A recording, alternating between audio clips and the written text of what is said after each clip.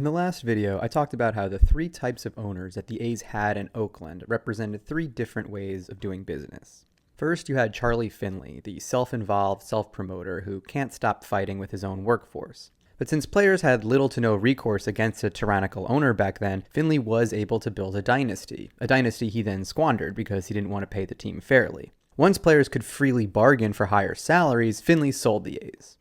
Then you had Walter Haas Jr., who viewed team ownership as more of a civic duty. He bought the team, let them pay players competitive salaries, and mostly stayed out of the way, letting the A's thrive in the late 80s and early 90s. And then you had the Moneyball era, with a pair of real estate developers, Steve Schott and Ken Hoffman, whose penny-pinching refusal to bid on free agents necessitated the hiring of someone like Billy Beane, whose willingness to be experimental with new statistics and unconventional player evaluations allowed the team to be modestly successful with a small budget, at least for a little while. But just as the core of those Moneyball teams was coming apart, Schott and Hoffman sold the team to another ownership group, led by yet another real estate developer, managing partner Louis Wolff, but who had the financial backing of John Fisher, an heir to the Gap fortune. We'll get to Fisher in a minute, but the presence of all those real estate developers really says a lot about what modern sports ownership consists of. Because more and more now, owners use baseball teams and the antitrust exemption that comes with Major League Baseball as a tool to extract economic rents from the community. For a while, these rents came in the form of cable TV carriage fees. For some cheap teams, it takes the form of revenue sharing money.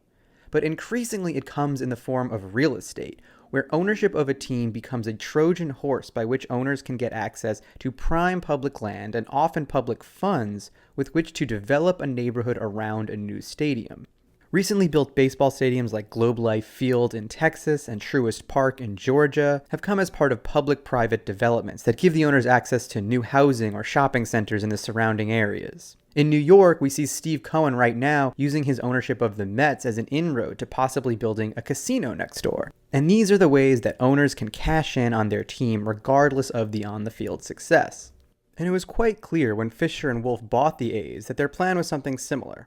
After all, everyone realized the Oakland Coliseum needed to be replaced. The Coliseum, as you might remember from the last video, was built way back in the 60s as a kind of charmless multi-sport stadium that was in vogue back then, valuing efficiency over character or intimacy. Making matters worse, the city had added an upper deck in the mid-90s as part of an attempt to lure the Raiders back from LA, known as Mount Davis after Raiders owner Al Davis. The section blocked the stadium's views of the Oakland Hills and usually had to be covered by an ugly tarp for baseball games because the seats couldn't be sold. By the end of the Raiders' stay in Oakland, the seats were covered for most football games as well. So the Coliseum was really never the best place to watch a game, and as time went on, it got worse and worse. Schott and Hoffman had tried and failed to get a new stadium built before selling the team, and by the 2010s, there were reports of regular sewage backups and possum infestations, and it had long been obvious to everyone that the team needed a new stadium. When we came here last September, we were told the tale of the Ring Central Coliseum possum, who apparently makes a home, there's ball 4 and Guillorme's on, makes a home in the visitors' TV booth. And in fact, in the opening game of the season, the possum, who apparently lives somewhere in the wall behind that visitors' TV booth, made an appearance during the game in their booth. Was it like nibbling at him, or? It was just, crawling around. Like a cat minding would. its own possum business, walking across the counter. I mean, he wasn't, trying to horn in on the broadcast. He was just doing his possum things. The only question was just where that stadium was going to be and who was going to pay for it.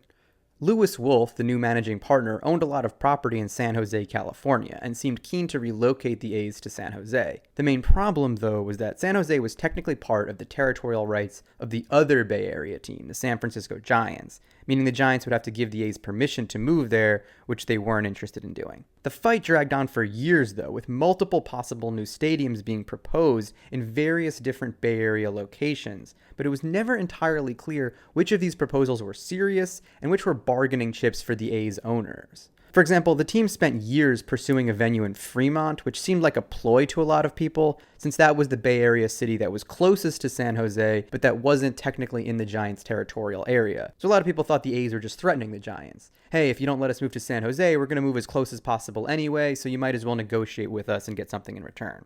But while all this was going on the field, the team was becoming little more than a pawn in these real estate negotiations. When Fisher and Wolf bought the team in 2005, they not only kept Billy Beane on as general manager, they gave him an ownership stake in the team. Now Beane stood to directly benefit from protecting the owner's bottom lines, and the marching orders under the new owners were the same as they had been under Schott and Hoffman. Keep payrolls low and costs down, since the goal isn't really to win games, but to get someone to build the team a new stadium, whether in Oakland or San Jose or somewhere else.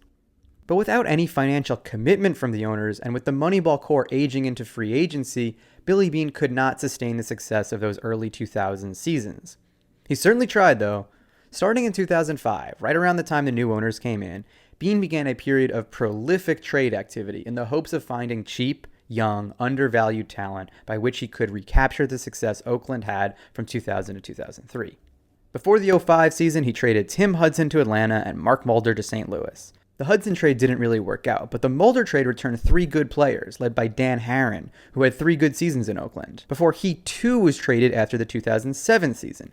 That trade brought back, among others, Carlos Gonzalez, who was traded a year later along with Houston Street to get Matt Holliday, who Oakland had for 3 months before trading him at the 2009 trade deadline. That same offseason as the Herron trade, after 2007, Oakland also traded Mark Kotze and Nick Swisher.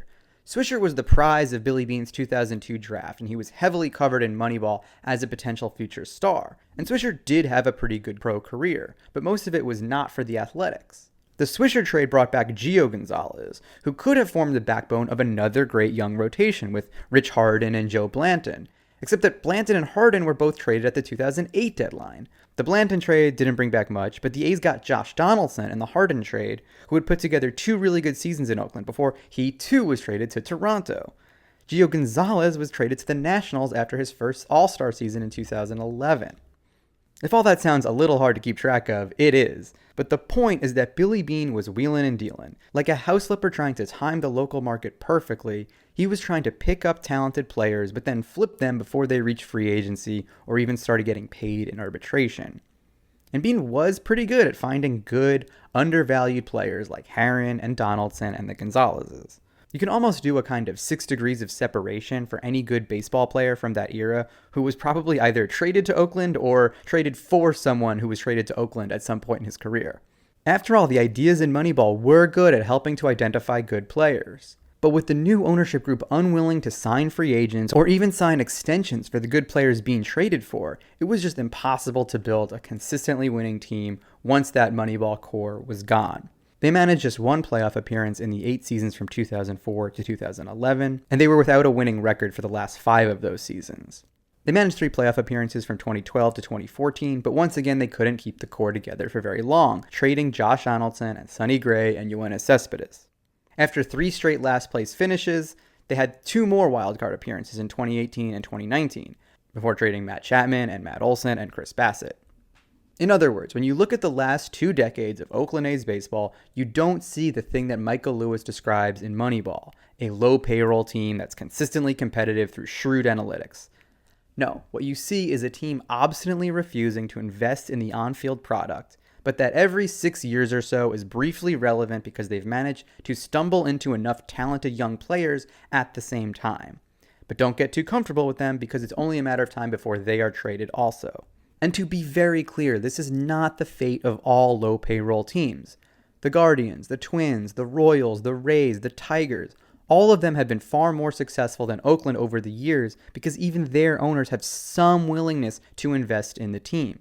But not the A's, and the fans have not taken kindly to that. In the 18 years prior to John Fisher buying the team, the A's drew over 2 million fans 11 times. But since then, they've hit that number only once. Since the pandemic, they haven't even crossed 1 million, even as the league's overall attendance levels have mostly rebounded. Which brings us back to John Fisher, whose official position is that the fans won't come to the Oakland Coliseum. In 2016, after the Supreme Court finally put an end to the San Jose flirtation by saying it was within Major League Baseball's authority to give the Giants veto rights, Wolf left the team and sold his shares to Fisher, who was now completely in control of the quest for a new stadium. But he just sort of bungled around, trying and failing different ideas. There was a proposal in 2005 that went nowhere, in 2010 that went nowhere, in 2017 that went nowhere. In 2018, Fisher and newly hired team president Dave Cavell started negotiating with Oakland over a proposed stadium at Howard Terminal. Really, this proposal wasn't all that different from one that had been on the table since 2010 and that had stalled out. But when they couldn't get federal money for that proposal, Fisher and Cavell started negotiating with Las Vegas in 2021. As each of these deals failed and as the flirtation with Vegas increased, a lot of people have raised the question of how seriously Fisher really tried to keep the team in Oakland and how much he really cares about A's baseball. But I'm not sure these are the right questions. Fisher is a pretty unexceptional person, your basic rich fail son. The youngest son of the couple that founded the Gap, he grew up like a lot of rich kids. He went to Exeter and Princeton, started a few failed businesses. His only real job seems to have been in the mailroom of the Republican National Committee out of college. He's not some Machiavellian villain, he's just your standard dumb rich guy. He got his start in baseball by managing his family's small investment in the San Francisco Giants in the 1990s. He wasn't there long, but I think he's basically spent the last 2 decades hoping someone would build for him what the Giants built for themselves in Oracle Park, a charming stadium on a waterfront property surrounded by a thriving and growing neighborhood. But he doesn't want to pay for it himself, he wants the city or the state or the federal government to do it for him. And so when Nevada put together a public-private partnership which included public funds to lure his team to Las Vegas, he went for it. It's not as if Oakland was unwilling to replace the Coliseum. As I said, they offered multiple alternative plans. But that's the thing about stadiums nowadays. They're basically public policy questions involving decisions about traffic and transit and state taxes and the environment and jobs. You can't just buy an old lumberyard in the Bronx and build Yankee Stadium anymore. But because of how our economy is set up, the most important policy question is, what's the best way to ensure a profit for the unemployed heir to the Gap fortune? That might seem ridiculous, but ultimately it's the same logic behind Moneyball, that baseball teams should be run for the benefit of owners, not fans or players or communities. Last year, after the move to Las Vegas became official, Barbara Lee and Mark DeSaulnier, 2 House members from Northern California, introduced a bill in Congress that would require teams to compensate the cities they abandoned, and they called this bill the Moneyball Act. Like most things Moneyball related, it didn't advance very far, but the irony was sort of perfect. Lee and DeSaulnier, like most A's fans, look back on the Moneyball years fondly as a time of great success for the franchise. But really, the pro-owner ideology behind those years would plant the seeds for the team's ultimate demise 20 years later.